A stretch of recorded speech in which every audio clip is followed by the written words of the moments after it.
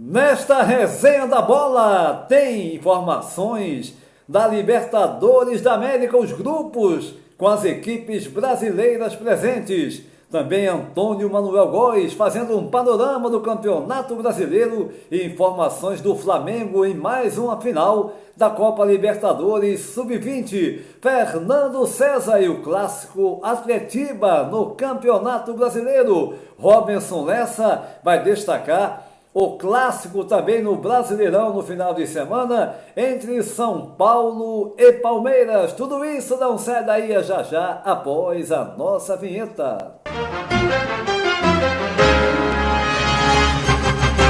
E a gente inicia mais uma resenha da bola. Daqui a pouquinho tem Antônio Manuel Góes, tem Fernando César, tem Robinson Lessa. Mas agora vamos falar, iniciando a nossa resenha, da Copa Libertadores da América. Sorteio ocorreu na última quinta-feira. Antero Arcanjo passando para vocês os grupos. No grupo A tem Flamengo, equipe brasileira, Estudiantes da Argentina, Cusco do Peru, Independiente Medellín da Colômbia. No grupo B, Nacional do Uruguai, Universitário do Peru, Coquimbo Unido do Chile e Tolima da Colômbia. No grupo C, mais um brasileiro presente, Fluminense, Bolívar da Bolívia, Deportivo Laguaira da Venezuela e Independente Rivadavia da Argentina. No grupo D, Boca Juniors da Argentina, Cruzeiro, mais uma equipe do Brasil, Universitário Católica do Chile, Barcelona de Guayaquil do Equador. No grupo E, Peñarol do Uruguai, Corinthians,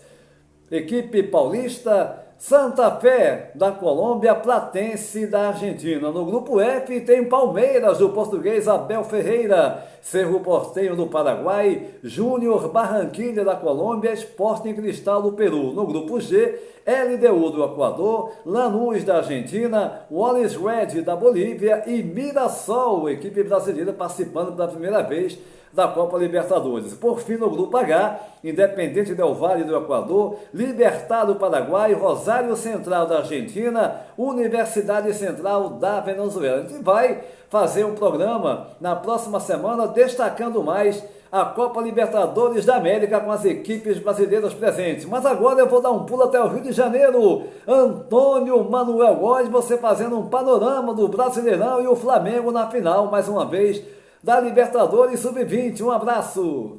Olá, companheiros e seguidores da Resenha da Bola. Lembro os destaques da 8ª rodada do Brasileirão Série A, última quarta-feira. Palmeiras 2, Botafogo 1, Atlético Mineiro 1, São Paulo 0. Resultados em que o Verdão de Abel Ferreira, ainda sem convencer, desbancou da liderança o tricolor do Morumbi, ambos, todavia, com 16 pontos. Santos 1, Internacional 2, com a queda de Juan Pablo Vojvoda, já substituído por Cuca, que chega pela 4ª vez ao comando santista. Atlético Paranaense 2-1 no Cruzeiro, que após a demissão de Tite, anuncia o acerto com Arthur Jorge, vencedor do Brasileirão e da Libertadores pelo Botafogo em 2024, até bem pouco no Al Rayyan do Catar. E com público decepcionante no Maracanã para a relevância de um dos clássicos tradicionais do futebol brasileiro, Vasco da Gama 3-2 de virada em cima do Fluminense. 2 vitórias e um empate cruzmaltino em pouco mais de uma semana sob a direção de Renato Gaúcho. Agora na 10ª colocação, enquanto o tricolor das Laranjeiras caiu para o 5º lugar. Nessa quinta-feira, completando a 8ª rodada, 62 mil torcedores acompanharam no Maracanã os 3-0 protocolares do Flamengo de Leonardo Jardim contra o Clube do Remo do aplicado Léo Condé. O rubro-negro, agora 4º colocado com 13 pontos e um jogo a menos na tabela do Brasileirão, chegou à 3ª vitória consecutiva na temporada dos pontos corridos sob a batuta do treinador português, com visível maior intensidade da equipe nas 4 linhas. Essa oitava rodada teve ainda Grêmio 2, Vitória 0 e o primeiro empate sem gols no Brasileirão 2026 entre Chapecoense e Corinthians. Os comandados de Dorival Júnior, em nono lugar, chegam ao sexto jogo consecutivo sem vitória. A última, 19 de fevereiro, 1-0 sobre o Atlético Paranaense na Arena da Baixada Curitibana. Nesse sábado 21, pela nona rodada do Brasileirão, o Fluminense tentará reabilitar-se da derrota diante do Vasco ao receber no Maracanã o Atlético Mineiro, revigorado com a vitória no meio da semana sobre o São Paulo em BH. Com 3 pontos em 21 disputados, o Botafogo terá pela frente o 12º Bragantino em Bragança Paulista. Já o Vasco, em plena ascensão, receberá o Grêmio, 7º colocado neste domingo 22, 4 da tarde, com o estádio de São Januário superlotado. Finalmente, às 8h30 da noite do domingo, o Flamengo enfrentará o Corinthians no Itaquerão, sem contar com Léo Pereira e Eric Pulgar, suspensos por terceiro cartão amarelo contra o Clube do Remo, mas com o uruguaio De La Cruz à disposição de Leonardo Jardim. Por fim, Antônio Júnior e seguidores da Resenha da Bola. Ao derrotar nesta quinta-feira o Olímpia do Paraguai por 2-1, o Flamengo tentará próximo domingo, 18h30, hora de Brasília, o terceiro título consecutivo na Copa Libertadores Sub-20 em Guayaquil, Equador, diante do chileno Santiago Wanderers, que eliminou o Palmeiras pelo mesmo placar na semifinal. Antônio Manuel Góes, você dando uma geral aí do Brasileirão, e tem Flamengo mais uma vez em busca do tricampeonato de fato, da Copa Libertadores Sub-20 no final de semana. Mas agora o assunto é Campeonato Brasileiro. Eu vou dar um pulo até Curitiba, no Paraná. Fernando César tem Atletiba pelo Brasileirão, hein, meu caro? Olá, Júnior, olá, amigos da Resenha. E Curitiba já está respirando desde o meio de semana, quando a dupla Atletiba obteve ótimos resultados, a vitória do Atlético na Arena por 2-1 sobre a equipe do Cruzeiro e também, claro, a vitória do Curitiba fora de casa, jogando em Mirassol, que até então não tinha conhecido uma derrota em jogos no Campeonato Brasileiro desde o ano passado, quando teve a sua estreia na Série A. Motivação é o que não falta, Júnior, porque existem tabus aí para serem quebrados. Por exemplo, a sequência de vitórias do Curitiba dentro desse Campeonato Brasileiro.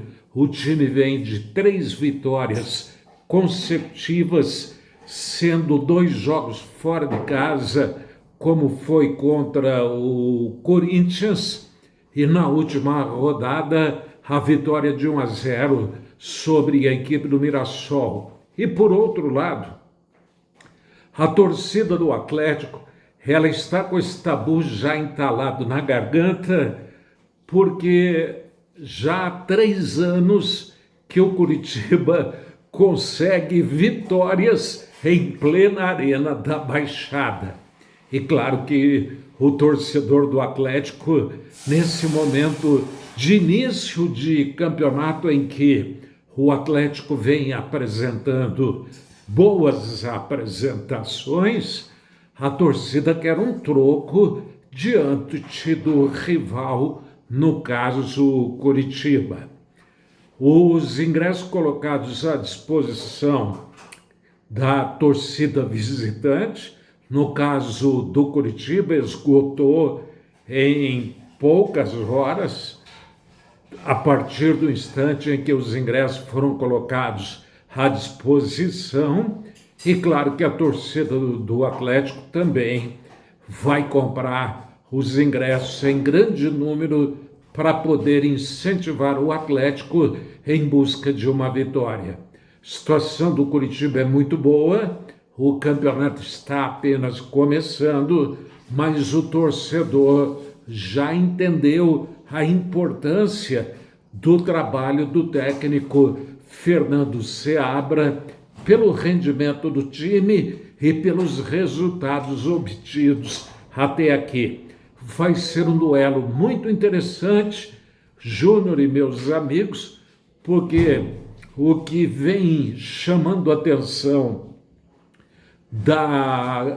do esquema tático que o Fernando Seabra preparou vem sendo o setor defensivo do Curitiba, que vem atuando com muita eficiência, não permitindo que os adversários criem muitas oportunidades de arremate a gol. E o Atlético, em contrapartida, vem se destacando com a sua linha de ataque, principalmente com os jogadores colombianos, porque hoje o Atlético trouxe 6 jogadores do país vizinho aqui do nosso continente, e esses jogadores vêm surtindo resultado, como é o caso de Viveiros, como é o caso de Teran, que realmente caíram como uma luva. Agora é aguardar o Atletiba de domingo para esperar um jogo bastante interessante, Júnior. Fernando, um clássico interessante. As duas equipes vêm de vitória aí, o Atlético venceu o Cruzeiro, o Curitiba fora de casa, o Mirassol, enfim, um clássico que promete muito no Campeonato Brasileiro das equipes de Curitiba. Mas agora eu vou dar um pulo até Penedo Alagoas. Meu caro Robinson Lessa, tem outro clássico também gigante em São Paulo. Pelo Campeonato Brasileiro, São Paulo recebe o Palmeiras no Morumbi, hein, Robinson? Olá, Antônio Júnior. Olá, amigos do Resenha da Bola. Estamos chegando aqui para falarmos um pouco sobre o Choque Rei Paulista que será jogado neste sábado, valendo por mais uma rodada do Campeonato Brasileiro da Série A. As equipes de São Paulo e Palmeiras estarão se enfrentando no estádio Cícero Pompeu de Toledo, antigamente batizado de Morumbi pelo bairro onde fica situado, hoje Morumbis por conta de interesses publicitários, mas a expectativa do torcedor, do desportista de uma maneira geral, é a melhor possível por envolver os dois clubes, os dois times que estão na liderança, dividindo a liderança do Campeonato Brasileiro da Série A. Realmente é uma partida de suma importância para os interesses de ambas as equipes, que somam 16 pontos até o momento e vão brigar pela liderança isolada. Os times vivem momentos muito positivos. O São Paulo, no nosso modo de entender, pratica um futebol mais aceitável em termos de qualidade técnica, de plástica. E, por outro lado, a Sociedade Esportiva Palmeiras é aquele futebol mais pragmático, todavia eficiente, eficaz e sempre busca a conquista e, na maioria das vezes, alcança resultados positivos. Então, tanto Abel Ferreira do lado do Palmeiras quanto Roger Machado do lado São Paulino estarão se enfrentando. A gente espera que desta feita o quesito arbitragem não seja tão determinante como vem acontecendo nos últimos encontros entre tricolores e alviverdes. Sempre existem reclamações por parte de um lado ou do outro. Realmente as arbitragens têm pecado muito. A gente fica muito triste porque, em vez de enaltecer a qualidade técnica de um espetáculo chamado futebol, a gente tem que falar, perder com lances capitais de arbitragem. E rotineiramente o tricolor paulista vem sendo prejudicado nesses embates, nesses duelos. Todavia, para este sábado, a arbitragem estará a cargo do Daron, né, Anderson Daron, que é um árbitro FIFA, e a gente espera e torce para que ele realmente não comprometa a qualidade do espetáculo, tenha uma arbitragem que passe despercebida e que tenhamos ao longo dos 90 minutos um jogo, um confronto, um clássico de grande qualidade técnica. Favoritismo, no meu modo de ver, não existe, né? É um duelo super equilibrado, apesar do elenco palmeirense ser superior ao São Paulino, e hoje está na frente apenas nos critérios de desempate, porque na pontuação ambos estão acumulando 16 pontos. É um jogo que promete amanhã no estádio Cícero Pompeu de Toledo. Vamos ficar atentos, não só nós desportistas, mas como os demais outros 18 clubes que estão envolvidos nessa briga do Campeonato Brasileiro, porque também almejam ultrapassar palmeirenses e São Paulinos e palmeirenses nesse choque rei que será jogado na capital paulista. Então eu não me atrevo de forma alguma a estabelecer que time A é o favorito ou time B. É um jogo realmente de difícil prognóstico. Torcer aqui pelo melhor futebol protagonizado por ambas as equipes. Um forte abraço e até a próxima, pessoal. Legal!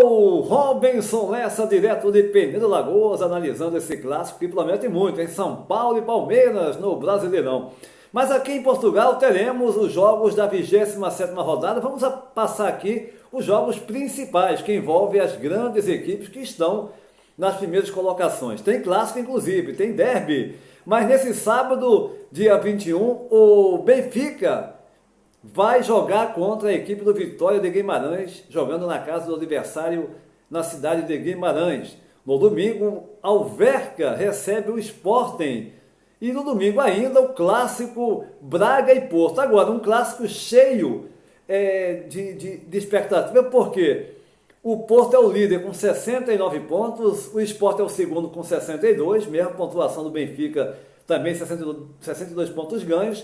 O quarto é o Braga com 46, ou seja, a briga ali, que as equipes, o Sporting e o Benfica, vão torcer para o Braga, porque em caso de vitória do Braga, o Porto se mantém com 69, o Sport e o Benfica ganhando, vão para 65, a diferença fica em 4 pontos, né, faltando aí ainda mais algumas rodadas e é expectativa, né? Se o Porto ganhar, aí vai caminhando realmente para o título da Liga Portuguesa.